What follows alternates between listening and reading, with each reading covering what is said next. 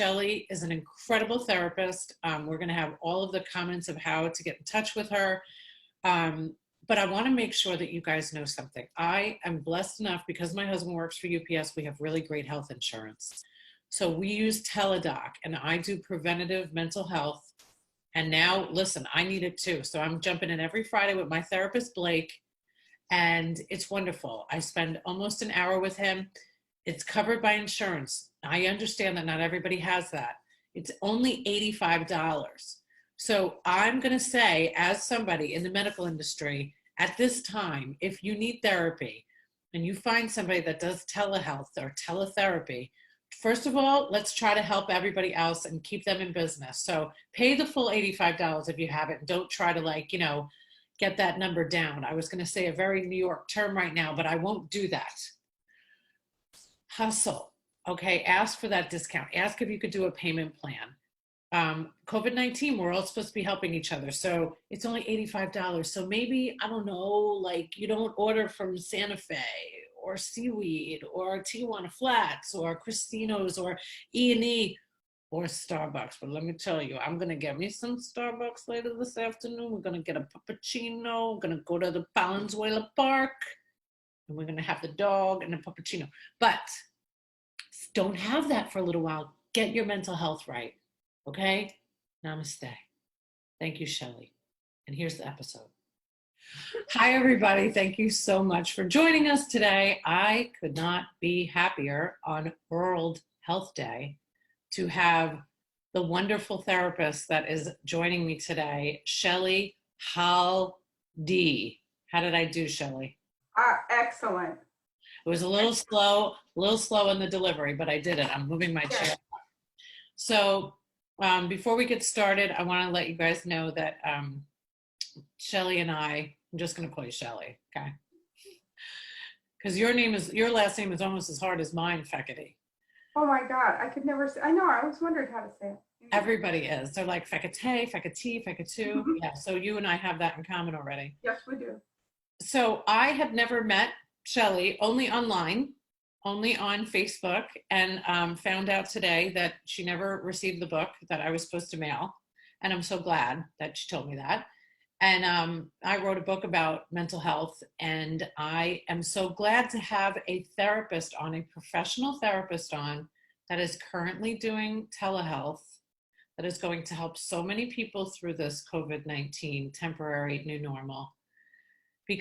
Because I have to interview after this for the Broken Road to Mental Health Facebook page, my dear friend that is in Norway, who lost her son to suicide the day before I released my book. So we never knew that we were going to be put in each other's lives because it was a business thing at first, to spiritually grow together. And I have never met you, but I've always been so appreciative that you've kind of jumped in and you've commented. And when I see that, I know, it's like, I know from just virtual that you are my people. Amen. But today was our first conversation. So first I want to thank you so much for joining us. I'm so glad to have you here today. Thank you for having me. Yeah. So mental health, pretty important to talk about today, isn't it? Yes. I have been sober for 25 years, and I had just shared this with you, that I have been preparing mentally without knowing I was preparing mentally for times such as these. So I have so much empathy for people that have not done the internal work. Yes. For when the crisis comes, because if I was 25 years ago, when I was in my worst and deepest, darkest moments of depression and wanting to leave the earth, yes, I would not know how to get through this. So I am putting on that hat today, along with, the hashtag heels behind the desk that my husband came up with, my UPS essential worker, to really have a natural conversation. I'm so grateful to be able to speak to a therapist, because I believe in what you do. I believe in mental health therapy. I believe that we all need somebody to talk to. And with telehealth now and what opportunities that you can bring, I'm just so grateful. So why don't you tell the audience who you are, what you do, where you come from, or whatever it is that you want to say. Go ahead. Shelly Khaldi, licensed mental health counselor. I've been in the field since I was 25, so I guess I'm 57, soon to be 58. And damn good, girl. Thank you. It's all the green shakes I'm drinking. Yes. Yeah.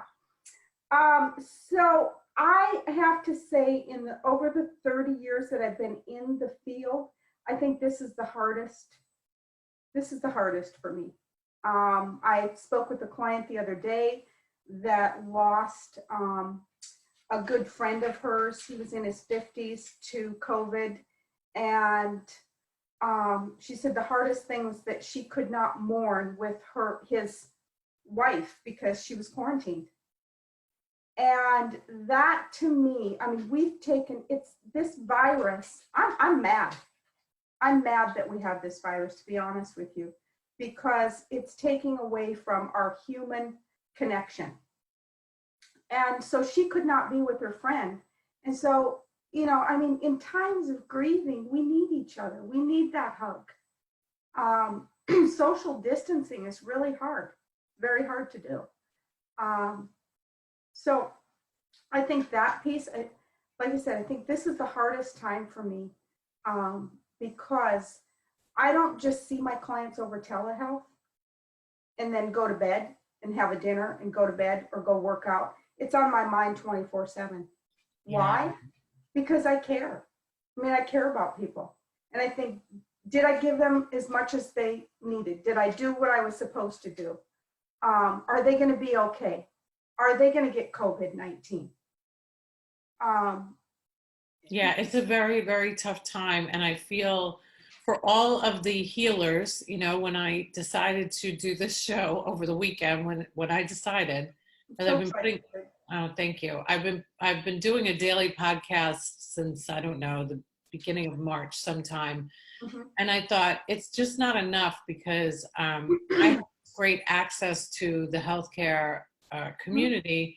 Mm-hmm. And I get to have these comforting conversations when I need them myself. And then I also have my 12-step recovery group that I have access to. I have so much access. And the people that don't have that, I worry about deeply. Absolutely. And my mom said the other day, and we're so much alike, she said, it's not me so much that I'm worried about, but it's everybody else and all of the doctors and the nurses and, the janitors that are cleaning the hospitals. It's for the empaths, for the people that really, our hearts, I feel like, could explode for others. Yes. Very, very, yeah, very, very difficult. And I'll share with you too, my sponsor in New York, she just lost her brother-in-law to COVID-19. And that's exactly what she said. She said, the worst part is that I can't hug my sister. Yeah. Yeah, it's tough. It's a tough time. So I want to take a breath with you. I do think that it is a great time for all of us to take a breath. I get up and I exercise and I meditate. But when I have these conversations, I'm like, oh, how much can we help? What can we do? So that's why when you sent me that message yesterday, I'm like, I keep saying, my clients come first. Well, no, like mental health, number one. Yeah. And today, being World Health Day, April 7th, my goodness, if we don't all start taking care of our mental health, our physical health, no matter what, is going to be affected. Mm-hmm. So I'm as much as I'm, the ugly cry, as I call it, and Oprah, she's a friend of my head. I I have been, kind of dying to have a therapist on the show first. So thank you. And thank you for Absolutely. doing telehealth. So I was blessed and I was interviewed by Jack Harris this morning, thanks to my good friend Lisette Campos, who arranged that because I want to bring as much attention to the show as possible. And I was talking about telehealth, teledentistry, teletherapy, tele everything. And I didn't know COVID-19 was coming. But in March, the beginning of March, I said, what can I do because everybody's like, oh, it's weird to go to a therapist. I don't want anybody to think there's anything wrong with me and all the stigma that goes on. Right. Right. So I said, I'm going to do preventative telehealth. I'm going to start myself. And I feel it's not like I needed it, I felt at the time.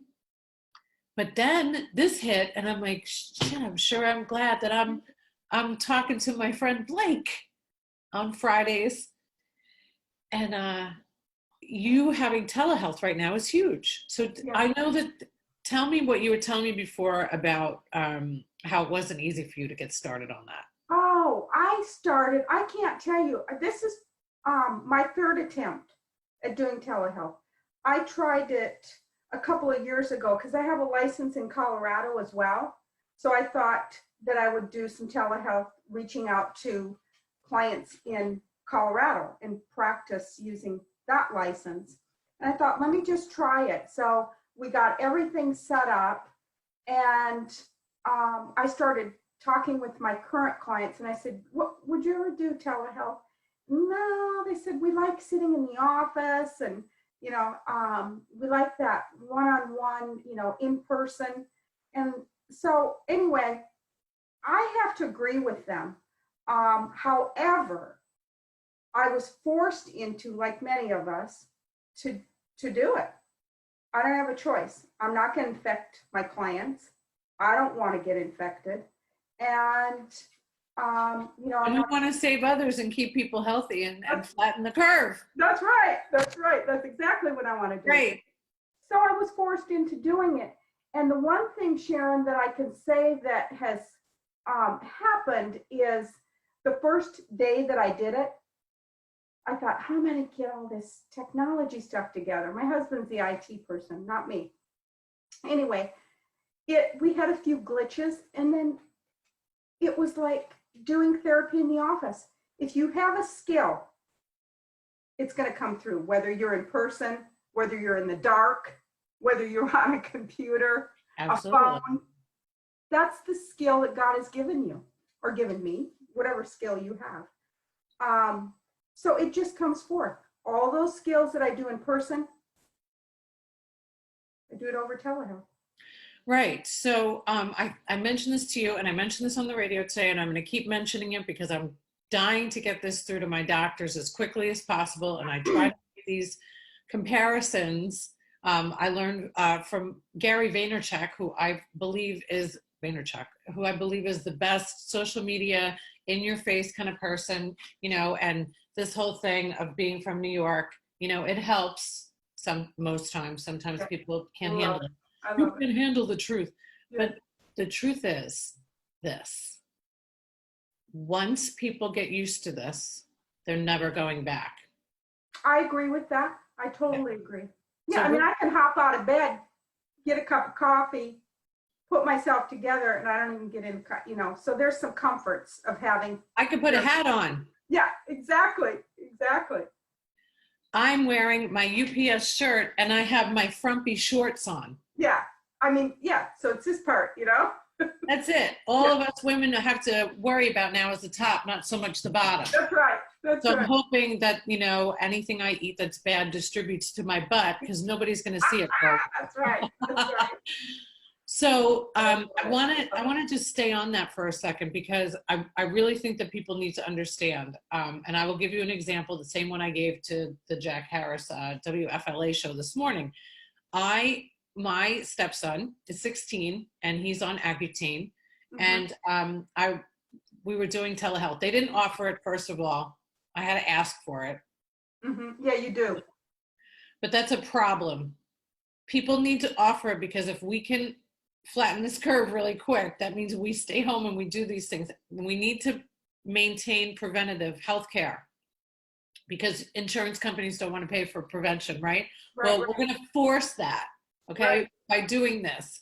So I called, and not, it's going to take a while, okay? Let's just get people on telehealth first. So he has this visit with the doctor, and it was 3 minutes long. It was a $20 copay for 3 minutes. So I want all of you to do the math on that one. So here's who it benefits: mom, dad, whoever's taking the kid, stepmom, whoever's going to take the child to the office, the doctor, the waiting room, people that are afraid of germs in an office, all of the things that I've heard running medical practices, gone. So I'm putting a plea out for you as this wonderful woman who has put it into her practice, that the faster people start getting into telehealth, the better off everybody's going to be. Because let's think of a global perspective. If you want to really help the world as it is today, which is what's happening, Mother Earth is thrilled with what's happening, us not getting in the car and driving to the office, less CO2 going into the atmosphere, you know, we're going to do wonders with this disruption in the hardest time that we've ever had. Yes, agreed. So your telehealth, I'm sure in the beginning it was difficult to get accustomed to, but what benefit has it offered to your patients? Continuity of care. Yes. Continuity of care. A huge term in the medical industry, everybody. Yeah. Sure.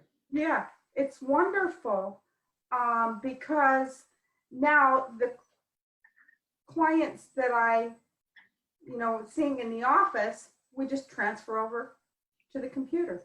Yes. And I thought that it would be like millennials would hop on it and say, oh, they loved it. Yeah. But they're the ones that really would rather have the in-person, in-office. And I'm finding that somebody named Alyssa that probably would feel the same. Yeah. 40s, 50s are, hopping on and saying, yeah, this is great. I can do all this stuff and I don't have to hop in a car and, I'm ready. I'm energized. I got my therapy session out of the way and I can conquer the world, I think, as you said. I talked to my therapist while I was flat ironing my hair 2 weeks ago. See? Yeah. I'm multitasking. Right. It's wonderful. And we don't want to take away from the human piece of it. We're all going to want to come back together, but it's going to be a few months. I think so too. It for sure is. My cousin is in Italy and she's still in quarantine. Yeah.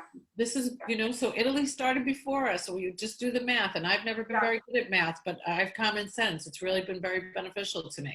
Yeah. So we have so many things that we can do. And that's really what this whole show was about, was providing value to our community. Mm-hmm. So I have a lot of people that have been asking me for tips. Yeah. Somebody has anxiety. Let's start with anxiety.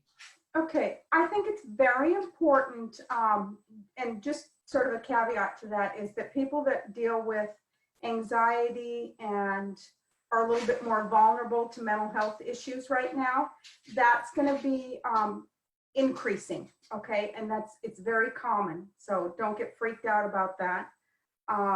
Very normal. But the thing that I think is helpful is maintaining a routine, okay? Getting up, taking a shower, walking the dog, meditating, whatever you're doing, okay? Now, the second thing is keeping things in perspective. It's good to stay informed, but don't get sucked into the news 24/7. I mean, that's going to increase. Amen.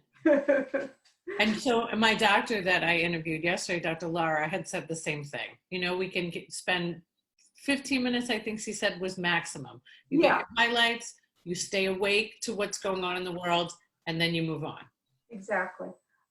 Sleep and exercise are very important. People say, oh, I can't get to the gym because the gym is closed. You can hop on Pinterest and they have all kinds of, I did it yesterday, sit-ups. Pinterest, you knew. Okay. Yeah, they have all these in-home activities, take your couch for leg lifts. No, I don't know. whatever you want to do, but avoid caffeine and substance abuse.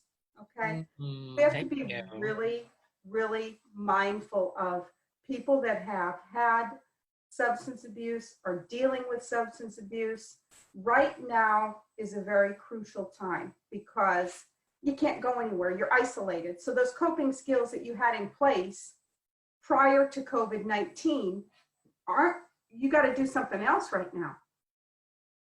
You know, so whether that's cooking a meal, I mean, you gotta twist this around because you don't want to jump into that self-destructive behavior. And I think that's really important. FaceTiming family and friends. Is your audio off or are you there? Sorry. Yes, I'm sorry. That's me being Okay. obsessive compulsive. Okay, With my so mute button. help, you know, I think it's really important to help our vulnerable, like the elderly. You know, maybe you have somebody in the neighborhood who's older. Drop off a meal. You don't have to go and, you know, drop it off outside. Yes. Um, Well, you know, this morning I was taking Charlie Brown for a walk with my husband, and I noticed that my neighbor was outside, and I turned around and I went over to the neighbor and I said, I have to make a run to Publix later, really quick, with my gloves. yes. Is there anything that I can get for you? And after we were done and we were walking away, my husband said, I can't believe you just did that. It is because I hate to admit this, it's unlike me to talk to a lot of people in the neighborhood because I grew up, my father, you know, we didn't talk to the neighbors a lot. It's ingrained in me. I don't know what that is, but I'm listening to people like you who say, you know, now is the time to be kind. Now is the time to ask others if we can be of service. My husband went and got, you know, ice cream for the 94-year-old Yes. the other night. And I'm FaceTiming with my parents with Cooper in the background or Charlie Brown on FaceTime, putting in emojis, Yeah. bringing light to Yeah. a dark time. Absolutely. Absolutely. And I can't speak enough about that. You know, and even if you have young children, I think, you know, getting on Zoom or letting them FaceTime or a play date, you know, something on Zoom, that's helpful for them too, because it's a tough time for them as well.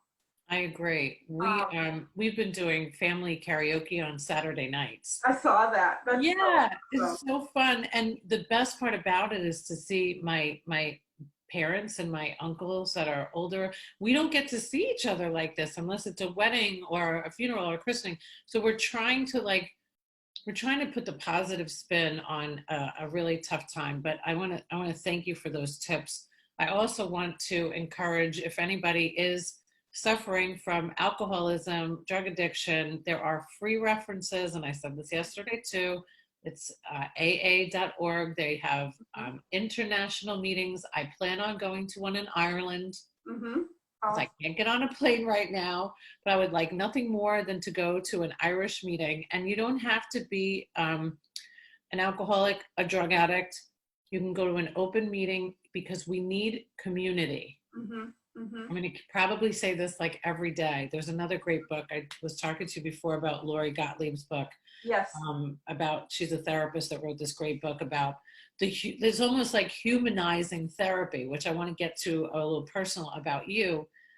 And this guy, his name is Johan, and he wrote a book called Live Connections. I can't believe I always forget the name. I forget names of everything.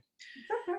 But the whole thing is really about, and I'm sure that you will understand what I'm going to say to you. When I went to see my therapist, Ben, 25 years ago, you know, I went on 20 milligrams of Prozac for 6 months, Mm-hmm. and I haven't taken any medication since. Mm-hmm.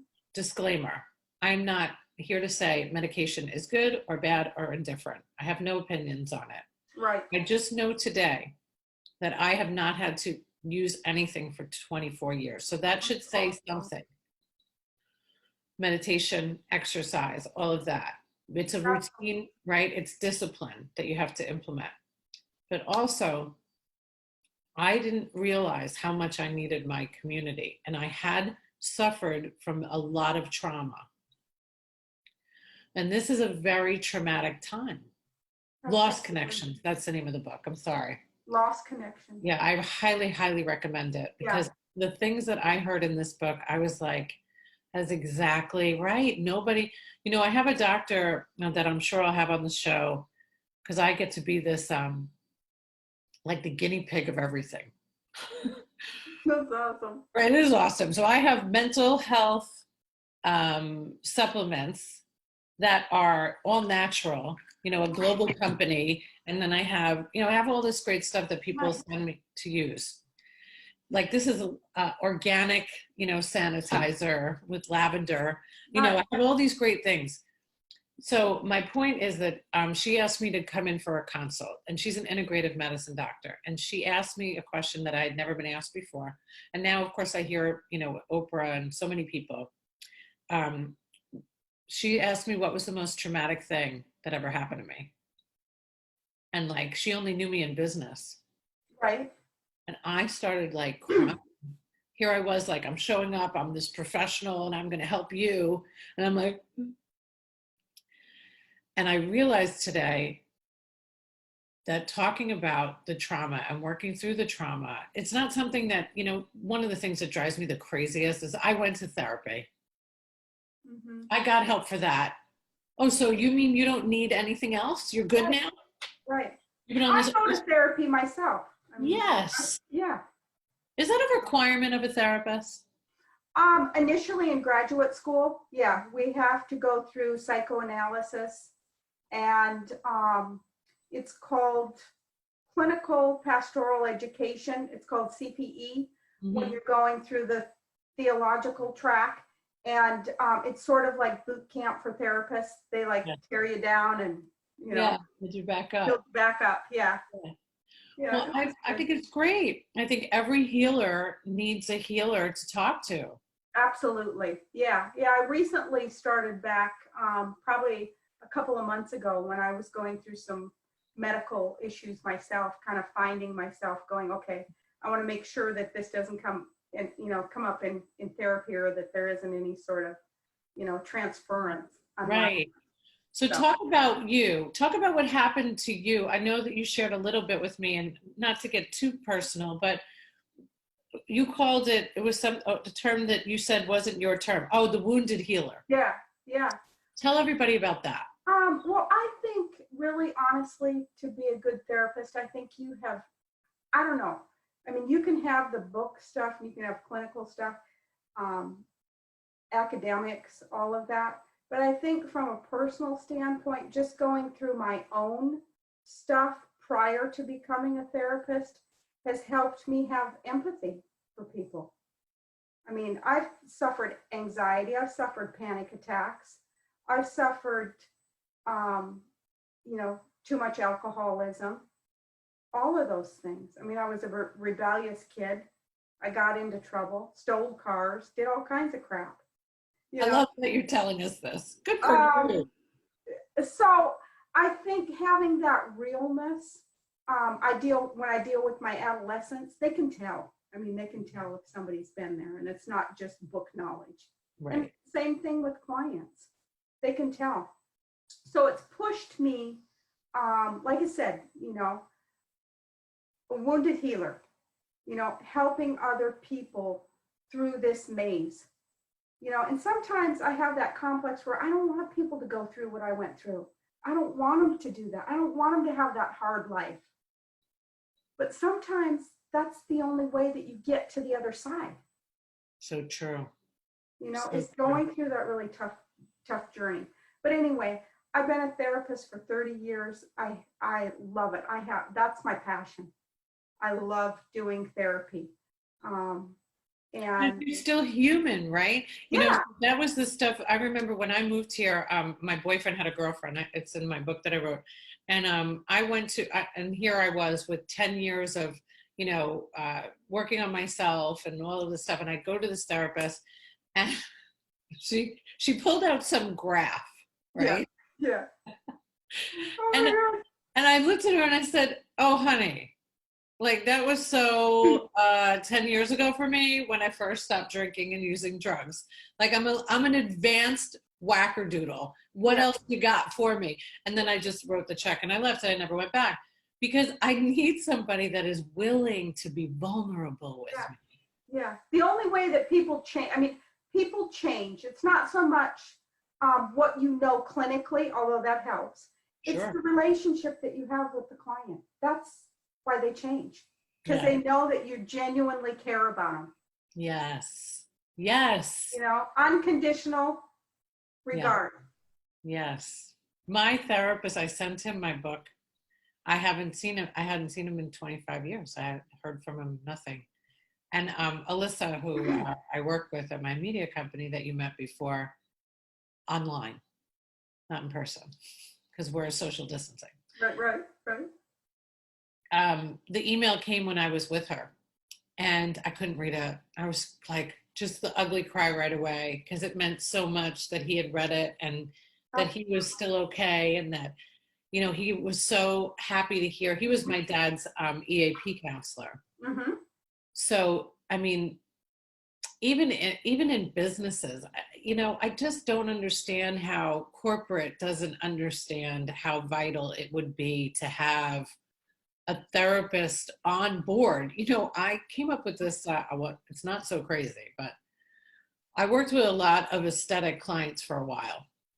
And I said, you know, if you really want to help people, doctor, and bear with me, it'd be really great if you had, like, I don't know, a therapist or a health coach Mm-hmm. that they could, if they keep coming back to look like they get stuck in a roller coaster, somebody might want to intervene. Absolutely. Yeah. I mean, the physical affects the psychological, and the psychological affects the physical. Amen. Yeah. So it's Yeah. a really good point. That's great. Yeah. Yeah, well, nobody took me up on it. Maybe they will now if they watch the show. But Yeah. I'm telling you, like, if we really want to make an impact right now, if we really want to bring some light to this world, we need to become more real Absolutely. and share the stuff that you were so just courageous to say. Hey, you know, I mean, I drank and I had panic attacks. You know how many people want to hear that a therapist has had a panic attack or has suffered from anxiety? Yeah. We're like, yeah, oh my God. Because, you know, and it goes through it so well in that book that I mentioned, how the comfort of somebody saying, yes, me too. You know, that's why that movement was so effective, because we want identification. Yeah. When we pull up to the professional therapist office, you know, on our first time, and we're supposed to be completely candid and vulnerable, Right. it's almost like, what the hell? Who came up with this bullshit concept? Yeah. Yeah, exactly. So how do you disarm people? How, you know, how do you go, it's okay to be, you know, I've used this tactic in business my whole life, having employees. I'm like, listen, I remember when I sat at the front desk and I answered the phone and human beings were mean to me. Yeah. Just, you know, I would hit hold, I would take a breath. Mm-hmm. It's not you, you can't take it personally. You know, we need to encourage employees to get help. We need to encourage mental health days, you know, take a nap, you know, call in anxious instead of call in sick. Because you know how many people are calling in anxious, but they're saying they're sick? Yeah. I'm going to call in depressed today. Fantastic. Good. Yeah. Yeah. I mean, right? Wouldn't it? I mean, we have an opportunity now to change the conversation around mental health. Absolutely. And I think we are with COVID-19, I think with your talk, and I thank you for this, because I think it is helping, and we can get it out there and help to destigmatize. Yes. I mean, that's really what we're trying to do, right? And Let's show people yes. it's okay. Let's teach our children that you talking to a therapist is actually a good thing. I was listening to a podcast yesterday, and the lady said, who is it? What's the podcast? I couldn't think of her name, you know, memory loss. I can't think of her name, but she's a physician, and she said that it's more important, and you probably people have heard this before, it's more important to focus on kids' emotional health rather than their academics. I mean, seriously. I was like, yeah, Because Yeah. if you don't have your emotional health, your academics are going to go down. I know who you're talking Good. about. I can't remember her name either, but we'll put it in the notes of the show. Okay. Because I like to put out resources. I did have a question came in for you about how do we talk to our kids about COVID-19? I think you need to make it as real as you can without alarming them, and age appropriate. I Right. want to preface that, age appropriate. But if you're walking around fearful all the time and afraid, like Chicken Little, the sky's falling, the sky's falling. I mean, that kid's going to pick up on that. I talk about this all the time with clients, is that, your family of origin, what was the environment like? Did your mom suffer with anxiety? Did your dad? Is it genetic? Is there a genetic predisposition or an environmental piece? And typically it's both. Right. So if you're anxious, you're going to pass that on to your kid. So keeping things as normal as you can and giving them activities to play, take that time to do stuff with them physically. Yes. Go for a walk with them. Do And stuff be honest with them, right? Exactly. I mean, I love that you started with that because, we don't give them enough credit, these kids. They are so smart. Brene Brown just put out a podcast, which I highly recommend to everybody. I had been resisting. I love her. Renee. I love her too, but I was resisting only because I was like, oh, vulnerable, honey. I've been vulnerable all my life. But I know. really and truly, I love what she has been saying. And she's a real straight shooter.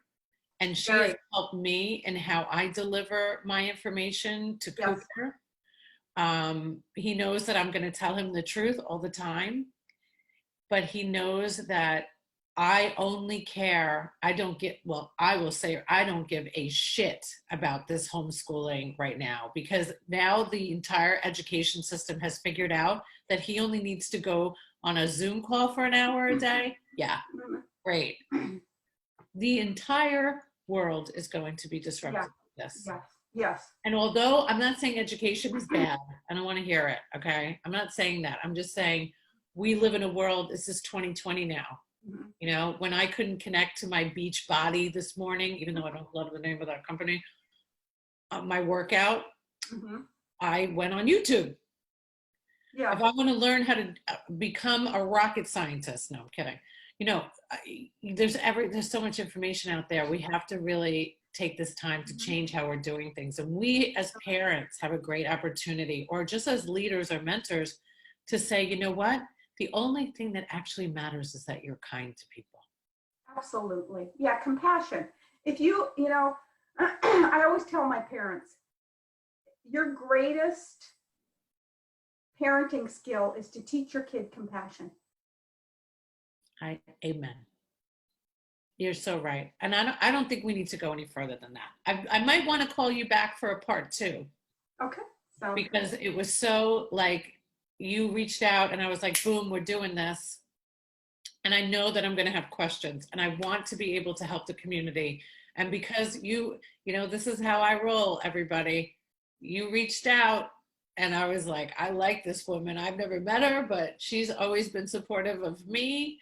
And we don't even know each other. We don't want anything from each other, but to help others. Absolutely.